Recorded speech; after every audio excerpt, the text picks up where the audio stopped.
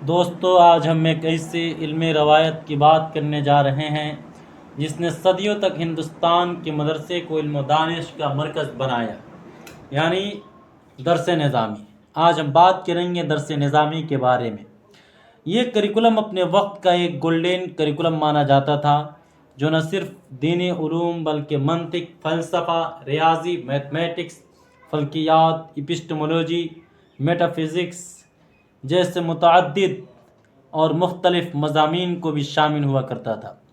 ایک وقت تھا جب درس نظامی سے فارغ التحصیل اور گریجویٹڈ اسٹوڈنٹ ججز، لائرز اور معاشرے کے لیڈر اور پولیٹیشین ہوا کرتے تھے، لیکن آج یہ نصاب کئی چیلنجز کا شکار ہے۔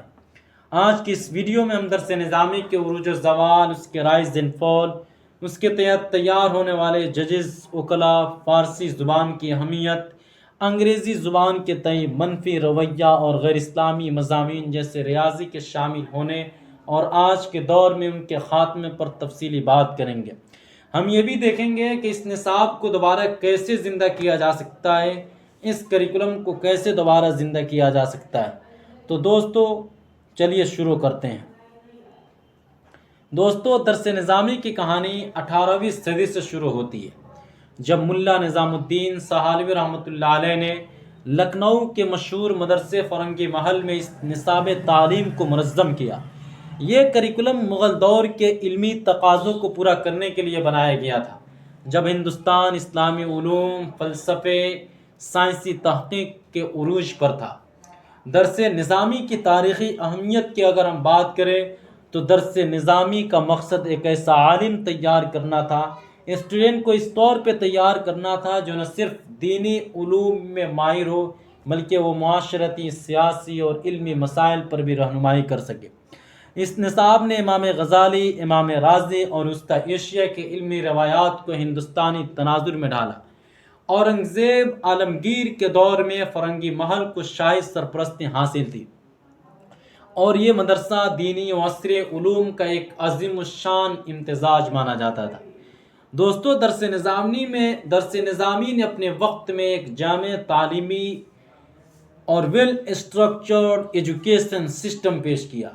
اس میں عربی زبان، فقہ، حدیث، تفسیر، منطق، فلسفہ، ریاضی اور فلکیات شامل تھے۔ یہ نصاب طلبہ کو ایک عالم، قاضی یا وکیل بننے کے قابل بناتا تھا۔ فتح پور سیکری اور دہلی کے مدرسوں میں درس نظامی کے تحت پڑھنے والے طلبہ نے نہ صرف دینی مسائل حل کرتے تھے بلکہ وہ مغل دربار میں انتظامی اور عدالتی عہدوں پر بھی فائز ہوتے تھے۔ مثال کے طور پر اگر ہم دیکھیں تو ملا عبدالعلی بحر العلوم، جو فرنگی محل کے ایک ممتاز عالم تھے، انہوں نے درس نظامی کے تحت تعلیم حاصل کی اور مغل دربار میں اعلیٰ عہدوں پر کام کیا۔ ان جیسے علماء نے نہ صرف دینی فتاوی دیے بلکہ معاشرتی اصلاحات میں بھی بڑھ چڑھ کر حصہ لیا۔ دوستو درس نظامی کی سب سے بڑی خوبی یہ تھی کہ اس نے ججز، قاضی، لائرز، وکلاء کو تیار کیا جو مغل دور میں عدالتی نظام کا عام حصہ ہوا کرتے تھے۔ اس وقت ہندوستان میں اسلامی قانون شریعت کے تحت عدالتیں چلتی تھیں اور درس نظامی کے طلبہ ان عدالتوں میں کلیدی کردار ادا کرتے تھے۔ درس نظامی میں فقہ، اسلامی قانون پر خصوصی زور دیا جاتا تھا۔ طلبہ ہدایہ، فتاوی عالمگیری، شریعت کے احکامات کا گہرا مطالعہ کرتے تھے۔ یہ تعلیم انہیں شریعت، شرعی مقدمات کی سماعت، فیصلہ دینے اور قانونی تنازعات حل کرنے کی صلاحیت دیتی تھی۔ مثال کے طور پر قاضی القضات، جس کو چیف جج کہتے ہیں یا چیف جسٹس کے عہدے پر فائز ہونے والے علماء درس نظامی کے گریجویٹ ہوا کرتے تھے۔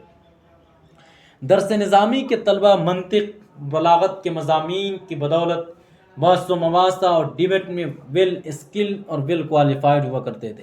یہ صلاحیت اور یہ اسکلز انہیں وکالت، لا پریکٹسز، لیگل مشاورت کے لیے تیار کرتی تھی۔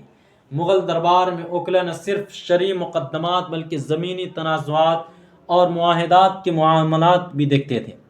درس نظامی کی اس خوبی نے اسے اپنے وقت کا ایک سنہری نصاب اور گولڈن کریکولم بنایا۔ اس نے ایک ایسی جنریشن تیار کی جو دینی اور دنیاوی دونوں میدانوں میں اپنا لوہا منواتی تھی، لیکن برطانوی راج کے ساتھ یہ منظرنامہ بدل گیا۔ دوستو، درس نظامی کے دور میں فارسی ہندوستان کی سرکاری زبان تھی۔ مغل دربار سے لے کر علمی حلقوں تک فارسی علم و ادب کی زبان مانی جاتی تھی۔ درس نظامی نے فارسی کو اپنے نصاب کا اہم حصہ بنایا اور طلبہ سعدی کی، گلستان اور بستہ اور امام غزالی کی تحریروں کا مطالعہ کرتے تھے۔ فارسی زبان نے طلبہ کو مغل دربار کے انتظامی اور عدالتی نظام سے جوڑا۔ یہ زبان علمی تبادلے کا ذریعہ تھی اور اس نے ہندوستان کے مدرسوں کو وسطی ایشیا اور ایران کے علمی مراکز سے مربوط کیا۔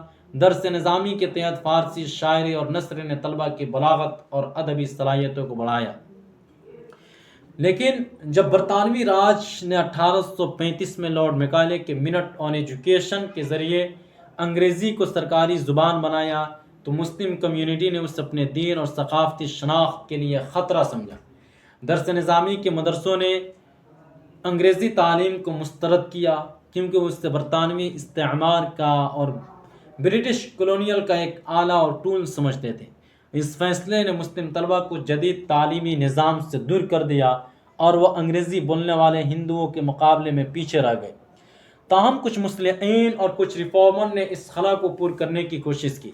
مثال کے طور پر سر سید احمد خان نے علی گڑھ مسلم یونیورسٹی کی بنیاد رکھی، جہاں درس نظامی کے عناصر کو انگریزی تعلیم کے ساتھ جوڑا گیا۔ لیکن زیادہ تر مدرسوں نے فارسی اور عربی زبان پر انحصار جاری رکھا، جس سے ان کی علمی رسائی محدود ہو گئی۔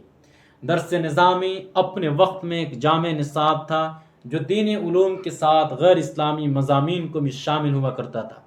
درس نظامی میں ریاضیات، میتھمیٹکس، فلکیات، سائنس کے مضامین شامل تھے۔ مغل دور میں درس نظامی میں ریاضیات، فلکیات شامل تھی تاکہ طلبہ اسلامی کیلنڈر، قبلے کی سمت اور نماز کے اوقات کا تعین کر سکے۔ ابو الفضل جیسے علماء نے ریاضی اور فلکیات پر کتابیں لکھی جو درس نظامی کے نصاب کا ایک انٹیگرل پارٹ تھی۔ مثال کے طور پر فتح پور سکری کے مدرسوں میں طلبہ کو اقلیدس کی ہندسہ اور بطلوموس کی فلکیات پڑھائی جاتی تھی۔ لیکن بدقسمتی سے آج کے دور میں ان مضامین کا خاتمہ ہو گیا۔ برطانوی دور کے بعد مدرسوں نے غیر اسلامی مضامین کو نصاب سے ہٹانا شروع کیا۔ اس کی وجہ مالی مشکلات، حکومتی امداد کا خاتمہ اور دینی شناخت پر فوکس تھا۔ سچر کمیٹی رپورٹ جو 2006 میں پبلش ہوئی تھی، اس رپورٹ کے مطابق صرف 9.7% مسلم بچے مدرسوں میں پڑھتے ہیں اور ان میں سے زیادہ تر جدید مضامین اور ماڈرن سبجیکٹ سے محروم ہیں۔ آج کے مدرسوں میں سائنس، میتھمیٹکس اور کمپیوٹر کی تعلیم نہ ہونے کے برابر ہے، جس سے طلبہ مقابلے کی دور میں پیچھے رہ جاتے ہیں اور کمپیٹیٹیو ایگزام میں بیسٹ پرفارمنس نہیں کر پاتے ہیں۔ تاہم کچھ مدرسوں نے اس خلا کو پور کرنے کی کوشش کی۔ مثال کے طور پر مغربی بنگال کے کچھ مدرسوں نے اور بہار کے کچھ مدرسوں نے NCERT نصاب کو اپنایا ہے، جہاں سائنس اور ریاضی کے ساتھ ساتھ دینی تعلیم دی جاتی ہے۔ یہ ایک امید افزا اسٹیپ مانا جا رہا ہے۔ دوستو، درس نظامی کا زوال برطانوی دور سے شروع ہوا اور آج تک جاری ہے۔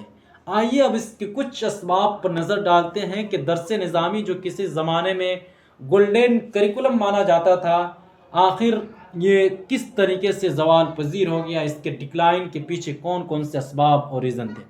سب سے بڑا ریزن مانا جاتا ہے فائنینشیل پرابلم، مالی مشکلات۔ برطانویوں نے، برٹش امپائر اور برٹش گورنمنٹ نے مدرسوں کی مالی امداد بند کی اور آج بھی زیادہ تر مدرسے عطیات اور مفتی اسلامک ڈونیشن پر چلتے ہیں۔ یہ مالی مشکلات نصاب کو جدید بنانے میں رکاوٹ ہے۔ اسی طریقے سے حکومت پابندیاں بھی درس نظامی کے زوال کا ایک سبب مانا جا رہا ہے۔ حالیہ برسوں میں کچھ ریاستی حکومتوں نے مدرسوں پر سخت پابندیاں عائد کی۔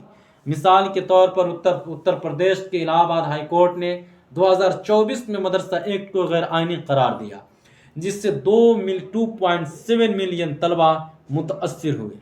اسی طریقے سے 9/11 کے بعد درس نظامی کے مدرسوں کو دہشت گردی سے جوڑنے کی غلط فہمی پھیلائی گئی، جس نے ان کی ساخت کو نقصان پہنچایا۔ درس نظامی کا پرانا نصاب اور آؤٹ ڈیٹیڈ کریکولم آج کے تکنیکی اور آج کے ماڈرن اور ٹیکنالوجیکل دور کے تقاضوں سے ہم آہنگ اور ریلیٹڈ نہیں ہے۔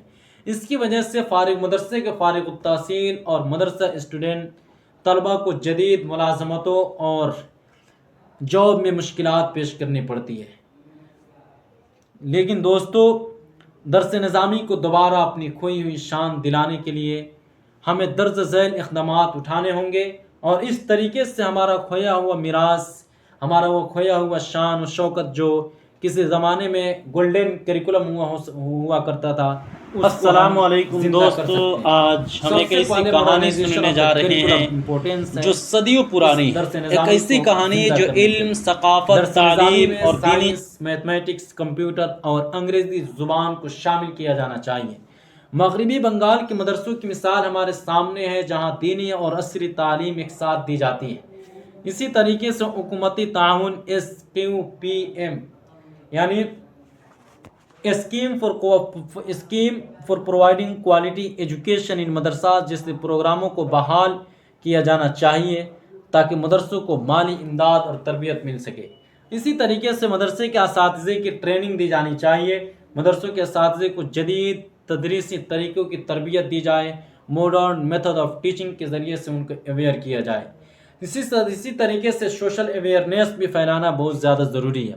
مسلم کمیونٹی کو اپنے بچوں کی تعلیم پر توجہ دینی چاہیے، خصوصاً لڑکیوں کی ہائر ایجوکیشن۔ اب ہم دیکھتے ہیں کہ ہم مدرسے کو دوبارہ عروج پر کیسے لا سکتے ہیں۔ تعلیم دینے کی کہانی مدرسوں کو اپنا نصاب ماڈرن بنانا ہوگا، سائنس، میتھمیٹکس، کمپیوٹر اور انگریزی جیسے مضامین کو شامل کرنا ضروری ہے۔ مثال کے طور پر مغربی بنگال کے کچھ مدرسوں نے ایکسپینڈیچر کو افورڈ کیا جا سکتا ہے۔